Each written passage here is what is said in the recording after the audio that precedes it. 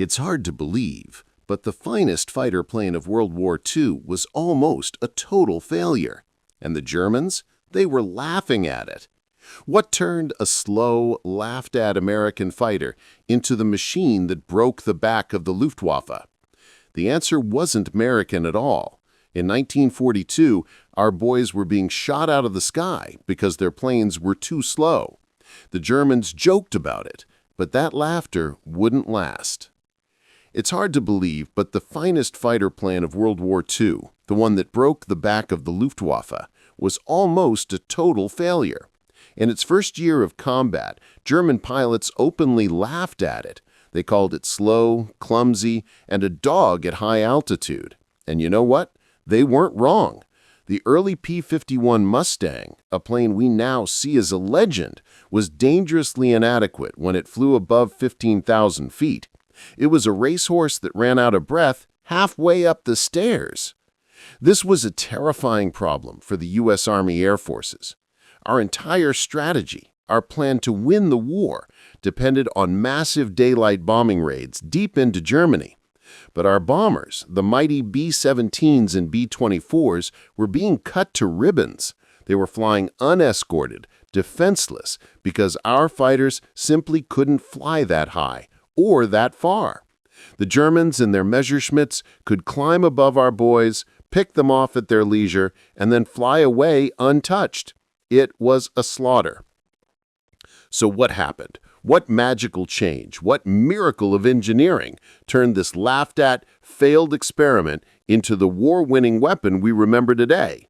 What gave the Mustang its speed, its altitude, and its power to finally fight back?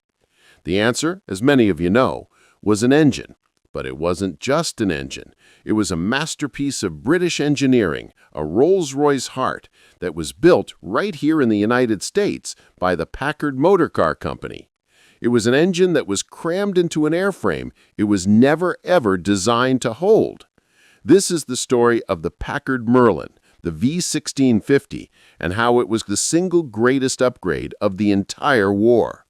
This is the story of how that one change stopped the laughter for good.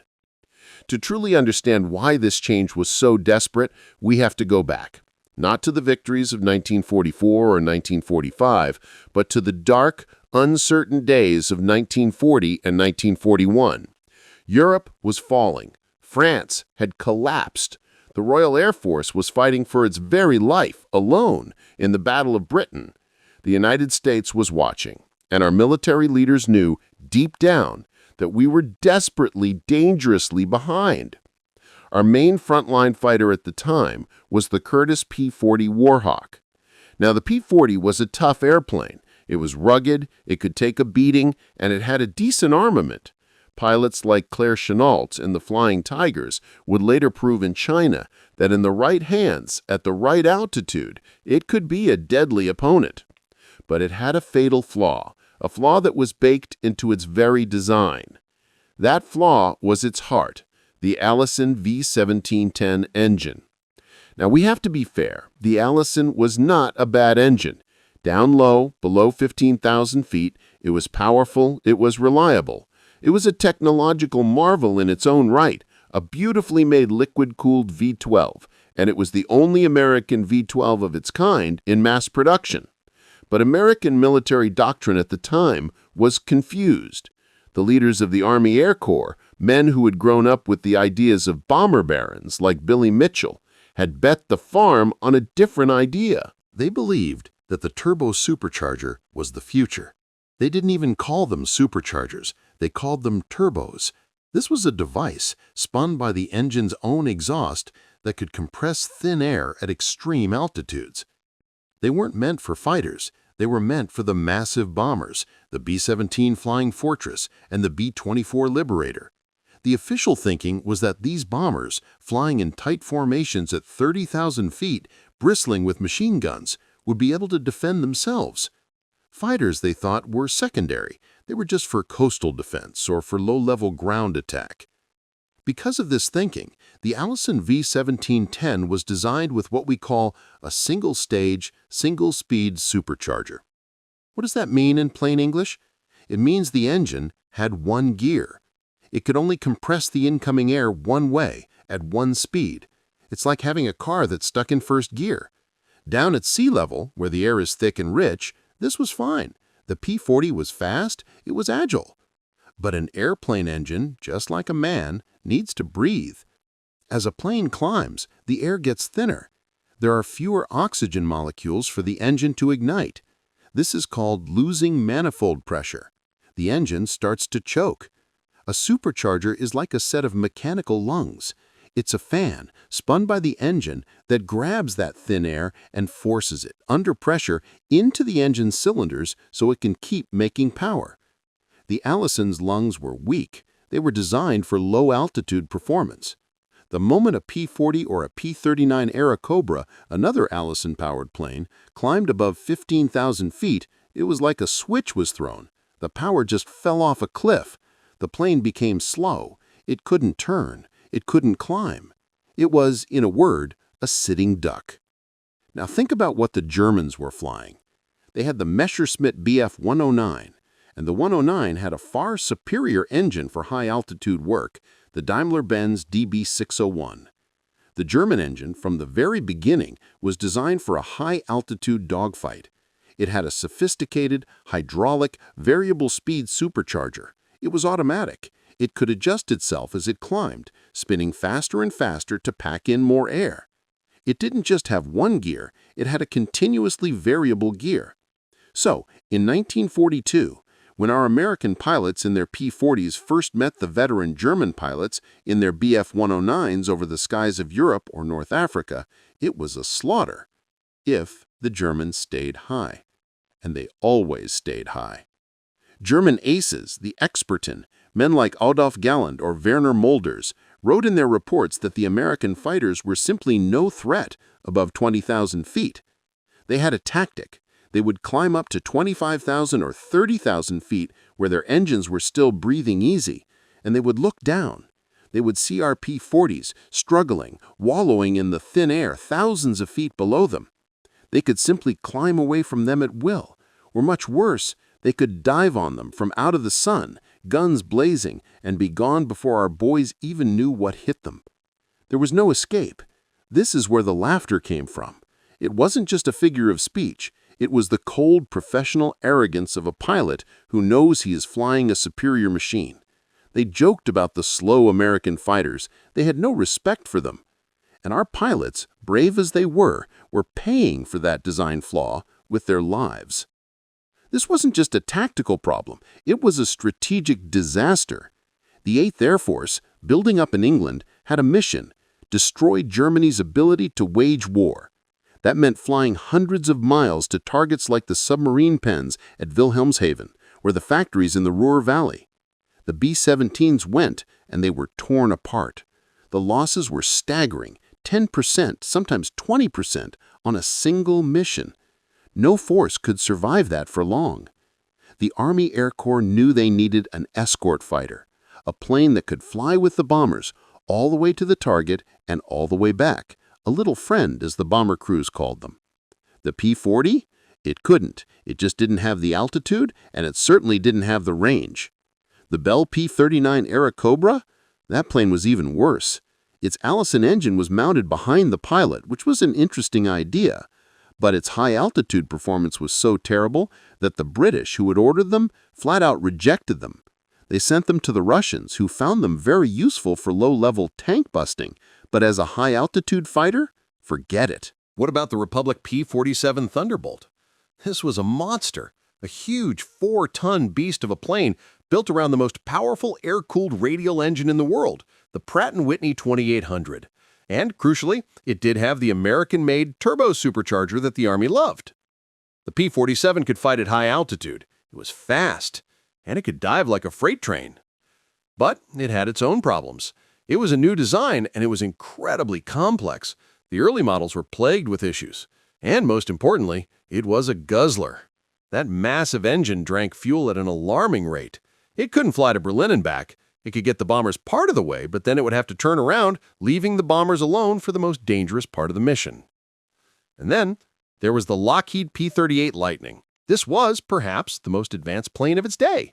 twin engines, twin booms, and, yes, 2 of those high-altitude turbochargers.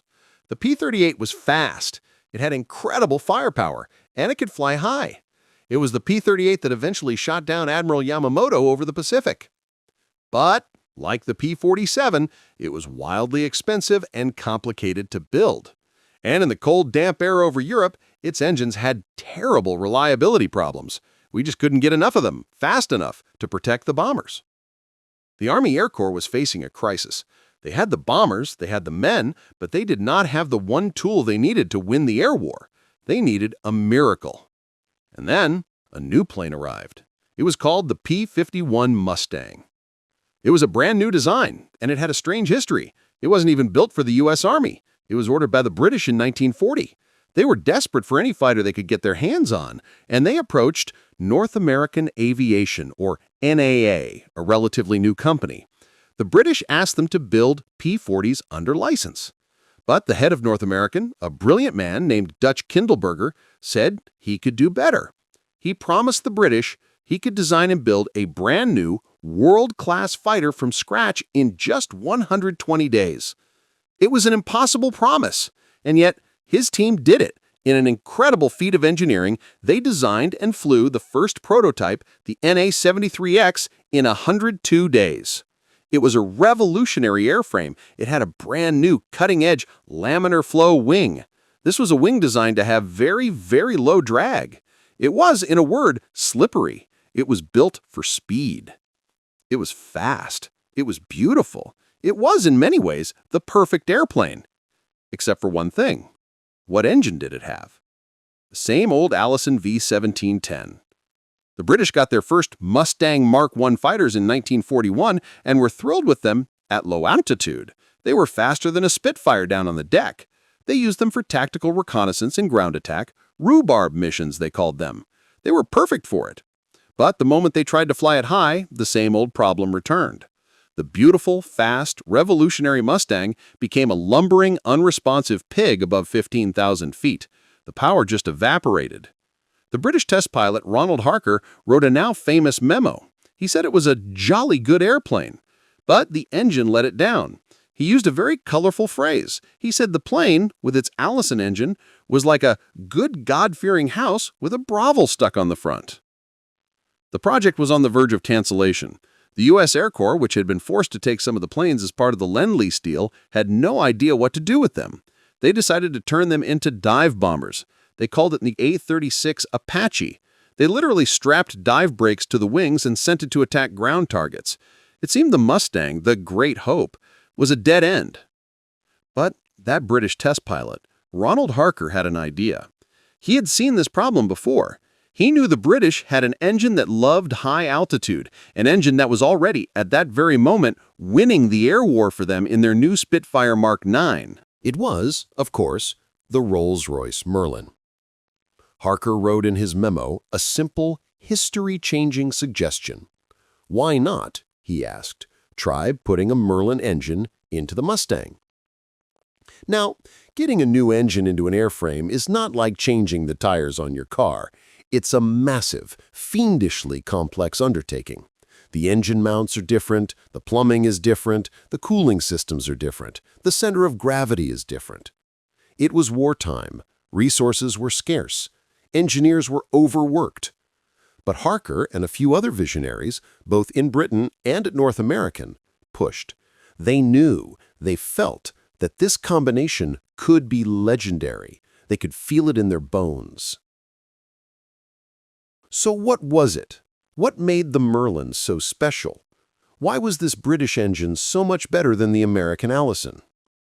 It wasn't just a better engine in every way. It was a different engine, designed from the ground up for a different job. The Allison was designed for low-altitude power and to be paired with a turbocharger if high altitude was needed. The Merlin was designed from the start to be its own high-altitude solution. The secret, just like before, was in the breathing. The Allison had that simple, single-stage, single-speed supercharger. One gear. The Merlin 60 series engine, the one they wanted, had a two-stage, two-speed supercharger. This is the entire key. This is the piece of technology that won the air war. Think of it this way. The Allison had one gear. The Merlin had two. It was like a truck climbing a mountain. Down low at sea level, up to about 18,000 feet, the Merlin ran in its low gear. It used its first stage supercharger, compressing the air efficiently, giving it fantastic power. This was already a match for the Allison. But when the Mustang climbed past that 18,000-foot mark, where the Allison would start to choke and die, something magical happened in the Merlin. A special barometric clutch would engage, and the engine would automatically, seamlessly shift into high gear. The second stage of the supercharger would kick in. This second fan would take the already compressed air from the first fan and compress it again. And, just as importantly, the Merlin had an intercooler. This was a small radiator between the two stages, designed to cool the air down, because when you compress air, it gets hot, and hot air is less dense.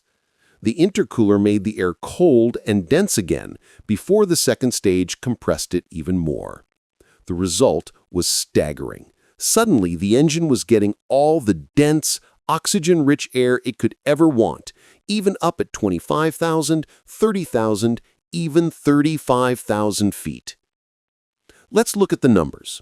The Allison V1710 in the P-51A was rated at about 1,100 horsepower at 15,000 feet. At 25,000 feet, it was making maybe 700 horsepower, if that. The Merlin 60 series engine, the one they wanted, was pushing over 1,300 horsepower at 25,000 feet, and it could hold that power all the way up. It was a night and day, black and white difference.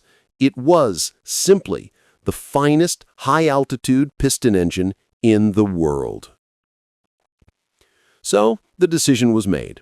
In the summer of 1942, in a frantic, top-secret program, North American engineers in California, in collaboration with Rolls-Royce in England, performed the shotgun wedding. They took a handful of P-51A airframes, ripped out the Allisons, and began the brutal work of shoehorning in the new Merlin. It was a nightmare. The engine was a different shape. The cooling system was completely different. The Allison had its intercooler inside the engine. The Merlin needed a huge, separate intercooler radiator. This forced the NAA engineers to completely redesign the Mustang's iconic doghouse, that big scoop under the belly.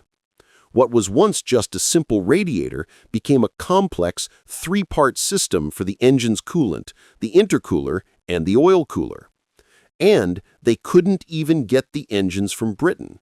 The British needed every single Merlin they could build for their own Spitfires and Lancasters. If America wanted the Merlin, America would have to build it. The license was given to the Packard Motor Car Company in Detroit. This right here is a story that doesn't get told enough. This is the arsenal of democracy in action.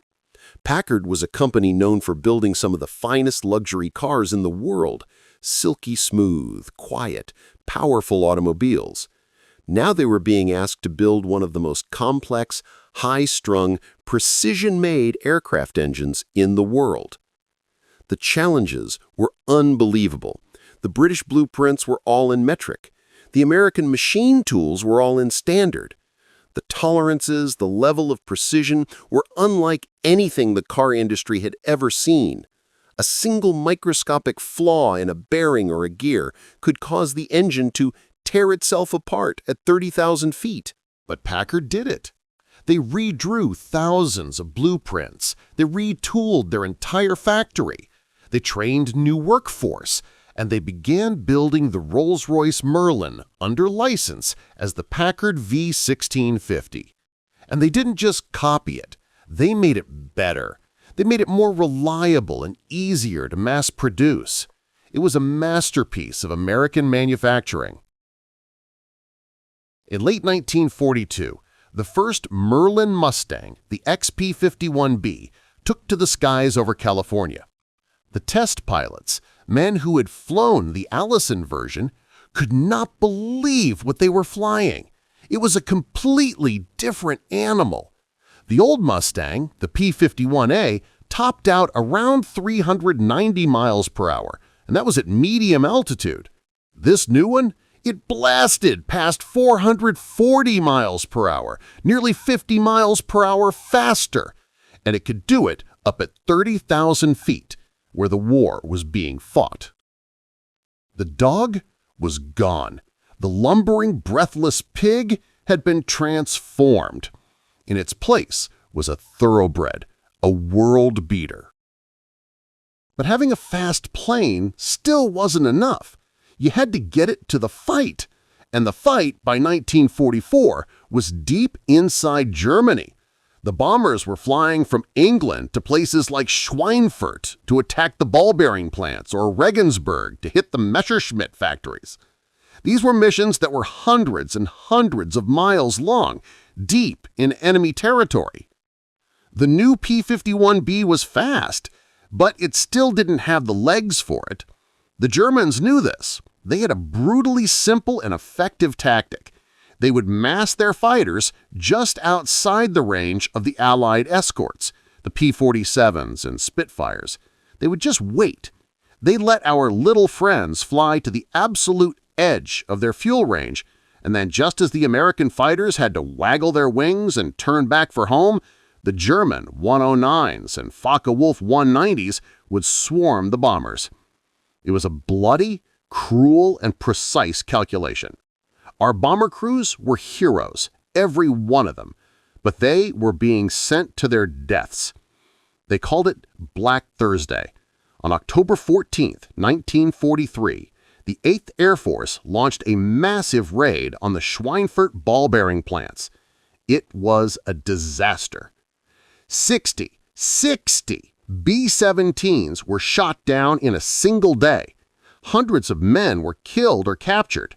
The 8th Air Force was being bled white. The losses were unsustainable. General Ira Eaker had to make a terrible choice. He had to stop all deep bombing raids into Germany. The air war was quite simply being lost.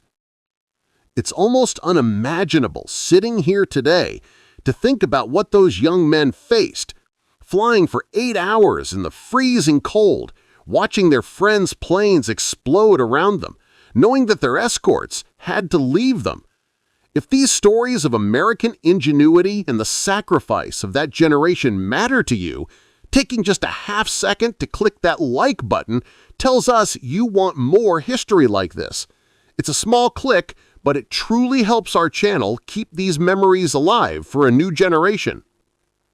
The Merlin engine had given the Mustang speed, but now it needed range.